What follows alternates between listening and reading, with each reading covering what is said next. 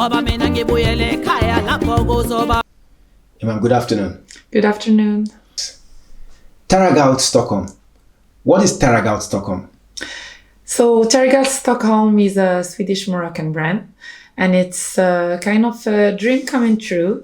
I have been passionate with fashion, since I was a child, and during the COVID time, I have been in contact with a friend of mine in Morocco, who is the founder of the festival Tarragout. It's a big musical festival in the south of Morocco.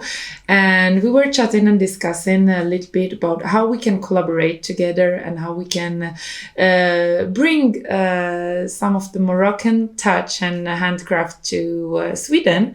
And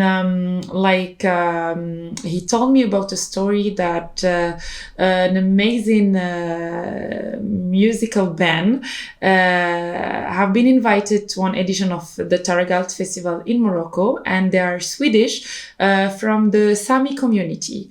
And they were fascinated by this region because they found many similarities between the Sami culture and handcraft and the Moroccan and Berber handcraft in this region of Tarragout in the south of Morocco. So from that day, we had the idea to bring something together, and we created this brand, Tarragout Stockholm, and it's a fusion of sustainable outfit, bringing together the Moroccan and Swedish culture and highlighting all the Moroccan handcraft, the beauty of the colors from Stockholm and Morocco. We developed many collections. So we had handcraft collections inspired by the Moroccan region, by the Moroccan handcraft, Swedish style also, and Scandinavian cuts, the colors of the Stockholm buildings, a lot of inspiration.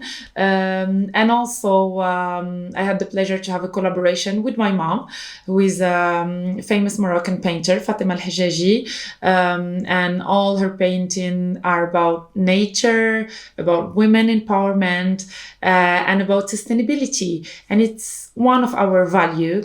It's sustainable outfit, sustainable fashion, zero waste. We use all the fabric, and we use only the fabric that we will need, and we recycle a lot. And also we want to empower all the women and men. So we are preparing some men's collections also by printing my mom's painting, talking about nature, about women, and about the beauty of the colors and in general. Yeah. I've looked around and seen some fascinating designs here. And I've also seen you on the runway with your designs. I think it was on the Women's Day event. You called that collection Eyes of Women. Eyes of Women, yes. Tell us a bit about your collection. Yeah, so the collection Eyes of Women was made for a special event for the Women's Day, and it's also a collaboration with my mom, Fatima Al-Hajjaji. So it's a painting about women, and in every painting you will find the eyes of women that are telling stories about their fight, about their values, about their power, their challenges. And it's also a reminder of African women, of women around the world, the Moroccan women, and all the inspiration and our inspiration that we had, regarding the colors. Like you will find some feather in the dresses, and it the meaning of the feather is like the freedom, and women are chasing the freedom, and they're empowering each other. And also in every painting there is a small touch of my Moroccan heritage. You will find the Moroccan zelij, the the Moroccan mosaic, the Arabic letter. Like for example, we have a dress with like women in orange with the Arabic letters, and it reminds that the first university in the world was built in Morocco by a Moroccan woman, Fatima al-Fihriya. So it's a lot of symbols and values and positive messages that we want to communicate, because for me an outfit and fashion in general is not just like a style, but it's a mindset, and it's also a kind of a vector and something that we can use to communicate and to promote our culture and our identity. So you just talked about one of your collections. What other collections do you have? So the first collection was called the Vivid collection. So it was totally inspired by the Moroccan heritage. So we recycled the Moroccan carpet, the traditional Moroccan fabrics, and the Moroccan leader. Also, it was totally handmade by women from the region of Tarragalt. The sewing, the silver, all the Moroccan and Berber jewelry. So it was the first collection. Then we had a collection called Nature is a Woman, and it was a print collection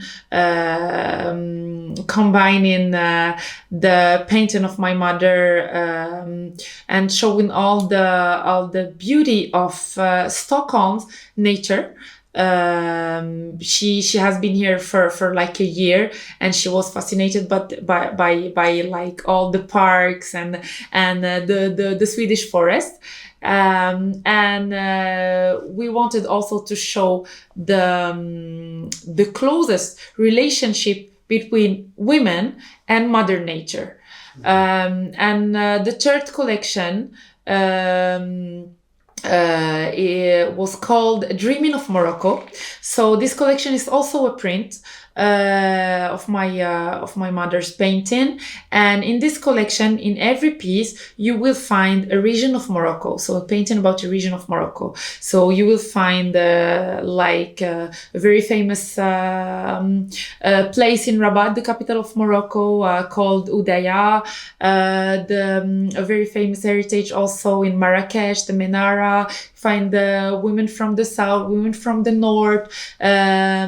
So it was like traveling around Morocco through this collection, and it was made during the COVID, because I couldn't travel to my home country. So we created this collection to pay tribute to all the cities of Morocco, and we had it especially for the occasion of a festival that we organized with the city of Stockholm in Kungsträdgården.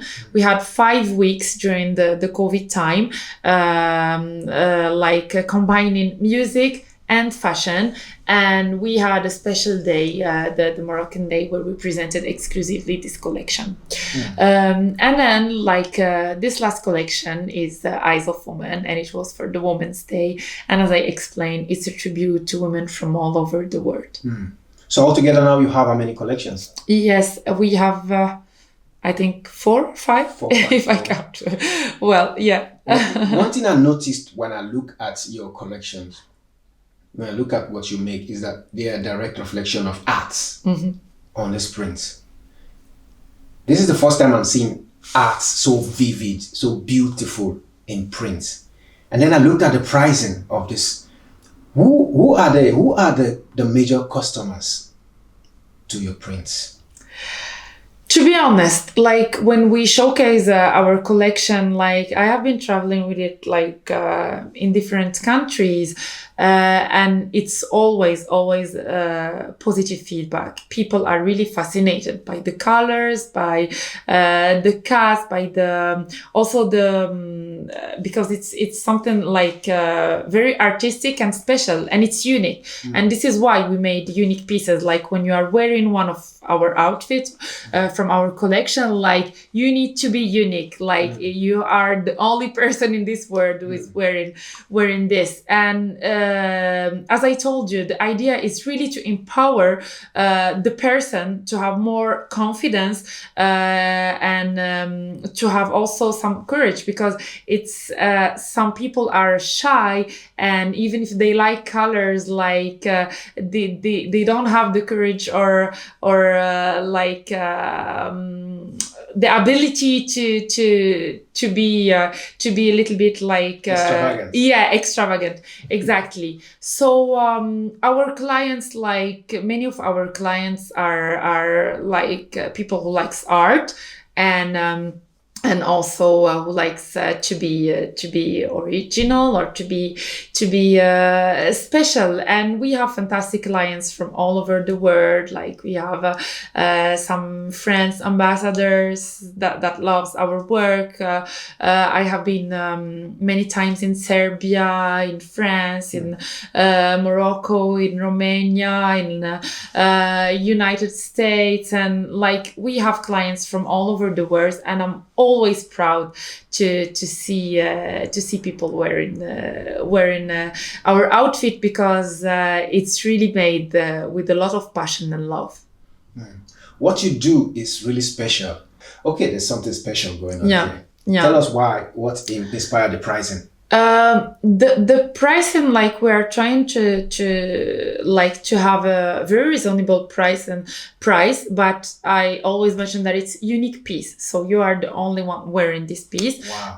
This is why it's special, and it's sustainable. So it costs a lot, because we don't want to go with a cheap fabric and do it's not like ready to wear. Exactly. or a fast fashion.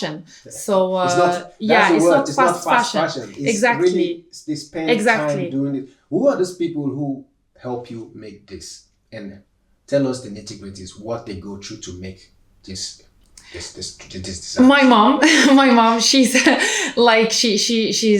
she's doing really great work, but also all the Moroccan artisans that are working, because when it's handmade, it's a lot of work and hours of work. And also, as I told you, like my partner and friend, with the founder of the Taragat Festival, like he has been doing a great work with the first and second collection. So he worked very hard for that, and all those women and artisan. We have also, I didn't mention, we have also some bags and accessories. So we have scarves, and we have handmade bags.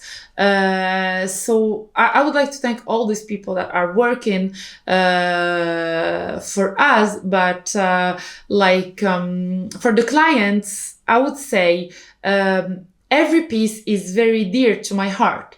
And when I meet clients and I feel that this client or this person really loved the piece and understand the value and the message of the piece, this is where I am really motivated, and I'm really happy to sell the piece. So as I told you, this is not fast fashion, and the goal is really because fashion is my hobby, it's not my full-time job. So when I was doing that, I was doing this only because I'm passionate about it. So my goal is not to make money from those collections, but it's really to show my passion to the world, and to travel with my mom's painting, and to give some positive and good messages through fashion. I love your work. Thank you so much. I love the colors. It shows the colors in Africa. It shows that Africans are colorful and we're proud people. Exactly. Now, I want to ask a question. You made mention that you're now working on men's collection, because I don't see any men's clothing here. What's the secret behind that? I told you. So the jacket that you see here, they are unisex. Okay. So, like the jacket that I was talking about, I don't have all the jackets here in the showroom because I have some jackets that were in exhibition in Stureplan, made by my gallery. So this is why you don't have all the jackets, but you can find them on the website. And those jackets with the Moroccan carpet and Moroccan leather and with some Moroccan fabrics, they're unisex. So it's for men and women. We have also some bombers, print bombers that are unisex for men and women, because even for men, but we're preparing like some other new collection for men, because I have been asked for this many times, like men also can wear different color and special style, not only like black and white and like beige or like some minimalistic colors, but they can also be stylish and wear African colors. So we are preparing very nice collections for men's for the future. Okay. And I wanted to ask you, I saw some of the events you've been to, the fashion events you've been to. Can you elaborate further? Tell us a bit more about those events. Yeah, so as I told you, Target Brand is not my full-time job. So I have an events company called the InterArts Events, and it's specialized in organizing multicultural events in Sweden. So we organize all kind of cultural events. It can be like a concert, fashion shows, combining different kind of art. And one of our main and well-known event is the Stockholm International Fashion Fair. And so the Stockholm International Fashion Fair, we started the concept in 2019, September 2019, and now we are preparing the 10th edition. 10th? Yes. Wow. And so 2 editions per year. And the idea was to bring more colors to Sweden. So we wanted to promote international designers in Sweden, but also to showcase and to promote cultures through fashion. Because as I said in the beginning, fashion is not just like wearing trendy clothes, but it's also a way to showcase identity, values, and cultures. And it was very successful because we have been in all the beautiful and mythical places in Stockholm, from the Swedish History Museum to National Museum to the Spegelsalen in Grand Hotel. Our last edition, the 9th, was in March for the International Women's Day, and it was in the Royal Armoury Museum, which is a part of the Royal Palace Stockholm. In every edition, we welcome like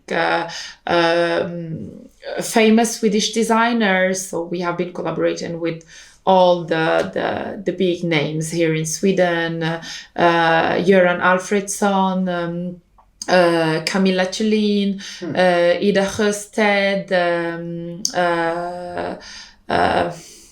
oh my God, I forgot the name. These are really big. Yes, designers. Lars Wallin, IOQ, like all the big Swedish names, but also very famous designers from all over the world, like Agatha Ruiz de la Prada, Christophe Guillermet, Albert Joaquin from Morocco, and many amazing designers from more than 50 countries. We had also the chance to collaborate with many embassies from Africa, from Europe, from America, from Asia. We had collaboration with Central Asia, with the ASEAN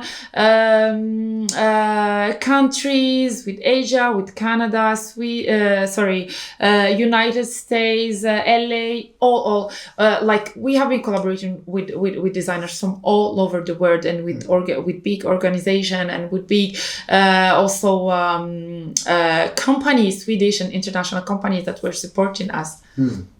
So what is the criteria to participate in the Stockholm fashion show, the one you organize? The criteria is to be like a professional designers. So we have a selection. We have some standards, of course. Okay. But if you are professional designers and we see that like your talent and design aligns with the standards, like all the designers are welcome. You just need to have like a portfolio and to be a professional designers. Yeah, this is the main criteria. And also, there is another very important criteria is to work on sustainable fashion and to have like an ethical brand. Like if you are respecting those values, you are more than welcome. When is the next Stockholm Fashion Show going to hold? We are preparing the 10th edition, so I cannot say an exact date. So we are preparing that, but it will be probably for the autumn season. For the autumn season, wow! Would you say African fashion has come to stay in Sweden? Absolutely. Like we are doing our best to promote African fashion. As I told you, we had designers from Morocco, from the North Africa, Tunisia, Algeria, but also from Botswana, from Rwanda. In the last edition, I have a very good friend from Senegal who is based in Paris, and it was an amazing show. So every year, for us, it's very important to have an African designers, and we are trying to bring more African fashion to Sweden. I love what you do. Thank you so much. Now let's delve a little bit into the woman, Imane Belmkaddem. Tell us a bit about yourself. So yeah, it's hard to talk about myself, but I'm a very passionate person. I work a lot with my heart, and so I am. I'm from Morocco, and I have been in Canada for 5 years, studying TV and radio hosting. I was a radio host and working with event, PR, and communication, and then I end up in Sweden for now 10 years almost. Wow. And yes, so I love bringing people together, bringing cultures together, and working with all kind of arts, because I think that art is the language of the world.